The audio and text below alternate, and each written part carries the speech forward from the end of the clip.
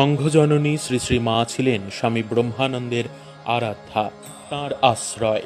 1327 সালের 4 শ্রাবণ অর্থাৎ 1920 খ্রিস্টাব্দের 21 জুলাই মঙ্গলবার রাত্রি 1টার সময় শ্রী মা লীলা সংবরণ করেন।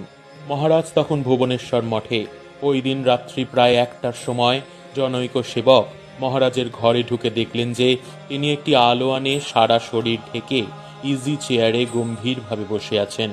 সেবক তাকে জিজ্ঞাসা করলেন তার জন্য তামাক সেজে আনবেন কিনা, কিন্তু মহারাজ সে কথার কোনো উত্তর না দিয়ে সেইভাবেই বসে রইলেন। তার ভাব দেখে সেবকের আর কিছু জিজ্ঞাসা করার সাহস হলো না। পরদিন সকালে মহারাজ অন্যান্য দিনের মতো বেড়াতে না গিয়ে সামনের বারান্দায় পায়চারি করতে লাগলেন। কিছুক্ষণ পরে স্বামী শারদানন্দের টেলিগ্রাম এসে পৌঁছল। পূর্বরাত্রে 1:30 শ্রী মা দেহ রক্ষা করেছেন। সেই মর্মান্তিক দুঃসংবাদ